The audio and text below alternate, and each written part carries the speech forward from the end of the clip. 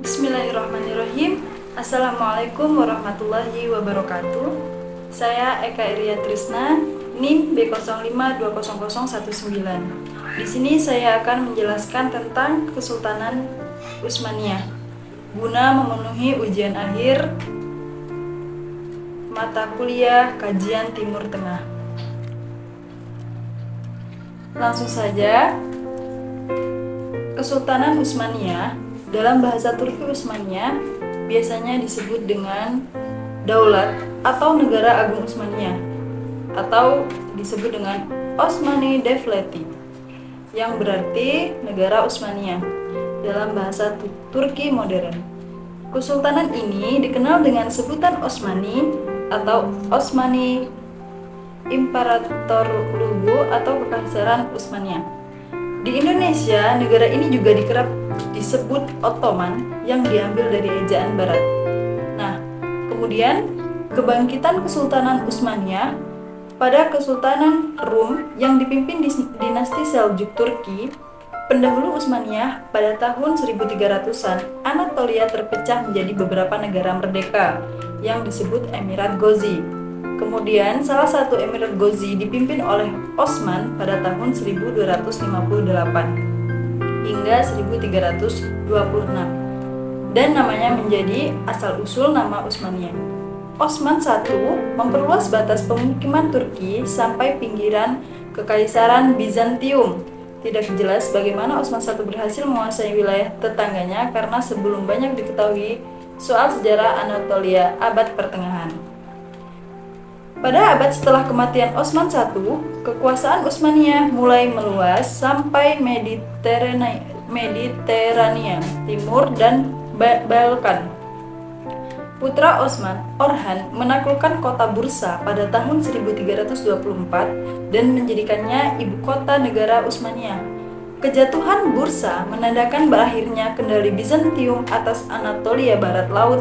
Kota Thessaloniki direbut dari Republik Venesia pada tahun 1387. Kemenangan Utsmaniyah di Kosovo tahun 1389 secara efektif mengawali kejatuhan pemerintahan Serbia di wilayah itu dan membuka jalan untuk perluasan wilayah Utsmaniyah di Eropa. Pertempuran Nikopolis tahun 1396 yang dianggap luas sebagai Perang Salib Besar berakhir pada abad pertengahan, gagal menghambat laju bangsa Turki Utsmaniyah. Seiring meluasnya kekuasaan Turki di Balkan, penaklukan strategis Konstantinopel menjadi tugas penting kesultanan ini. Kesultanan ini mengendalikan nyaris seluruh bekas tanah Bizantium di sekitar kota.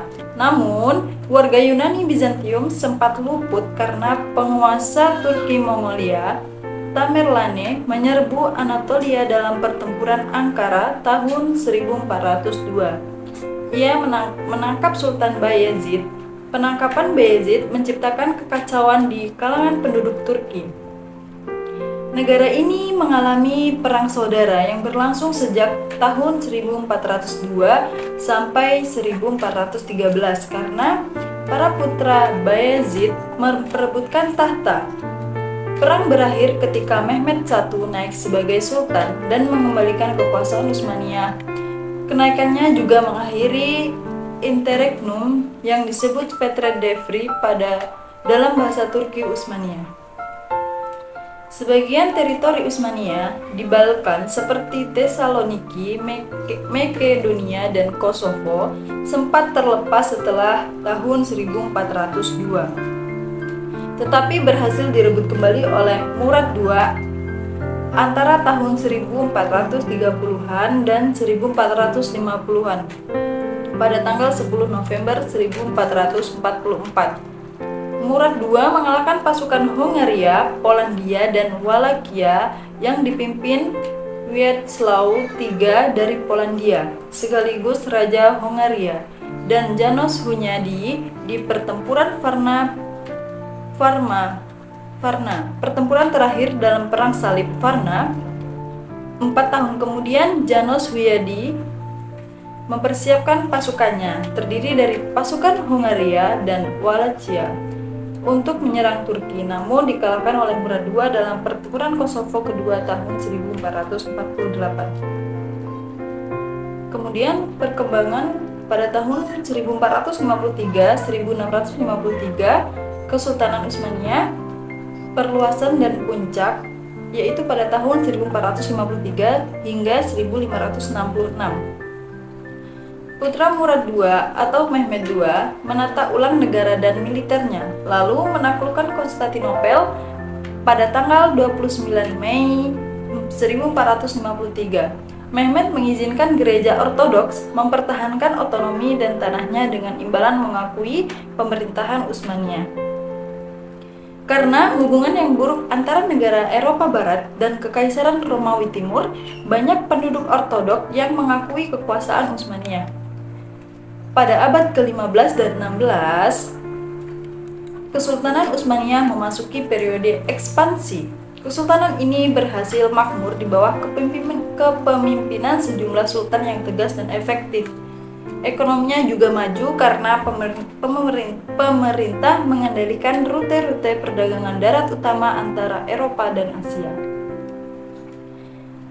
Sultan Selim pada tahun 1512 hingga 1520 memperluas batas timur dan selatan Kesultanan Utsmaniyah secara dramatis dengan mengalahkan Shah Ismail dan Persia Safawiyah dalam pertempuran Chaldiran. Selim I mendirikan pemerintah Utsmaniyah di Mesir dan mengerahkan angkatan lautnya ke Laut Merah. Setelah ekspansi tersebut, persaingan pun pecah antara Kekaisaran Portugal dan Kesultanan Utsmaniyah yang sama-sama berusaha menjadi kekuatan besar di kawasan itu. Singkat cerita, pemberontakan dan pemulihan pada tahun 1566 hingga 1683. Struktur militer dan birokrasi yang efektif pada abad sebelumnya terancam gagal ketika sultan-sultan selanjutnya tidak tegas memimpin. Kesultanan Utsmaniyah perlahan dikalahkan bangsa Eropa dari segi teknologi militer karena inovasi yang mendorong perluasan kesultanan ini dihambat oleh paham konservatisme agama dan intelektual yang terus berkembang. Meski mengalami kesulitan, kesultanan ini tetap menjadi kekuatan ekspansionis besar sampai pertempuran Wina tahun 1663 yang menandakan akhir ekspansi Utsmaniyah ke Eropa. Penemuan rute dagang laut baru oleh negara-negara Eropa memungkinkan mereka menghindari monopoli dagang Utsmaniyah. Kemudian reformasi pada tahun 1683 dan 1827. Nah, pada periode ini ekspansi Rusia membawa ancaman besar yang terus berkembang. Karena itu, Raja Charles XII dari Swedia diterima sebagai sekutu Kesultanan Utsmaniyah setelah pasukannya dikalahkan Rusia pada pertempuran Poltava tahun 1709.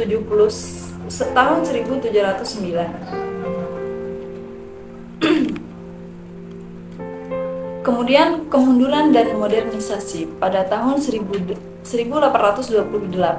hingga 1908. Nah, pada masa Tanzimat, serangkaian reformasi konstitusional pemerintah membuahkan hasil, yaitu pasukan wajib militer modern, reformasi sistem perbankan, deskriminalisasi kaum homoseksual, perubahan hukum agama menjadi hukum sekuler, dan gilda yang memiliki pabrik modern. Kementerian Pos Utsmaniyah dibentuk di Istanbul pada tanggal 23 Oktober 1840. Kemudian kekalahan dan pembubaran pada tahun 1908 hingga 1922. Pada era konstitusional kedua dimulai pasca Revolusi Turki Muda pada tanggal 3 Juli tahun 1908 melalui pengumuman Sultan tentang penggunaan kembali Konstitusi 1876 dan pembentukan kembali Parlemen Utsmaniyah. Pengumuman ini menjadi awal pembubaran Kesultanan Utsmaniyah. Era ini didominasi oleh politik komite, persatuan dan kemajuan, serta gerakan yang kelak dikenal dengan sebutan Turki Muda. Kemudian pemerintahan, tata negara Kesultanan Utsmaniyah adalah sistem yang sangat sederhana dan terbagi menjadi dua dimensi utama, pemerintahan militer dan pemerintahan sipil. Sultan adalah jabatan tertinggi dalam sistem ini. Sistem sipil dibuat berdasarkan unit-unit pemerintah daerah yang didasarkan pada karakteristik wilayahnya. Kesultanan Utsmaniyah menggunakan sistem negara seperti Kekaisaran Romawi Timur, menguasai kaum ulama. Tradisi Turki pra-Islam yang bertahan setelah adopsi praktik administrasi dan hukum dari Iran Islam masih berperan penting bagi pemerintahan Utsmaniyah. Menurut pemahaman Utsmaniyah, tugas utama negara adalah mempertahankan dan memperluas tanah Muslim dan menjamin keamanan dan keselarasan di dalam perbatasan sesuai konteks praktik Islam ortodoks dan kedaulatan dinasti. Kemudian sistem hukum Utsmaniyah mengakui hukum keagamaan atas rakyatnya. Pada saat yang sama, konun sistem hukum sekuler diterapkan bersamaan dengan hukum keagamaan atau syariah. Kesultanan Utsmaniyah selalu disusun dengan sistem jurisprudensi lokal. Urusan hukum di Kesultanan Utsmaniyah adalah bagian dari skema yang lebih besar untuk menyeimbangkan kewenangan pusat dan daerah. Kekuasaan Utsmaniyah lebih berkutat pada urusan hak tanah, sehingga pemerintah daerah diberi ruang untuk memenuhi kebutuhan militer setempat. Rumitnya yurisdiksi Kesultanan Utsmaniyah bertujuan mencetuskan integrasi budaya dan agama dari kalangan yang berbeda. Sistem Utsmaniyah memiliki 3 sistem pengadilan, yaitu satu untuk Muslim, satu untuk non-Muslim yang melibatkan pejabat Yahudi dan Kristen yang menguasai komunitas agamanya masing-masing, dan pengadilan dagang. Keseluruhan sistem ini diatur dari atas, yaitu konun, hukum sistem yang dibuat berdasarkan yasa dan Tore Turki. Keduanya dikembangkan sebelum kemunculan Islam.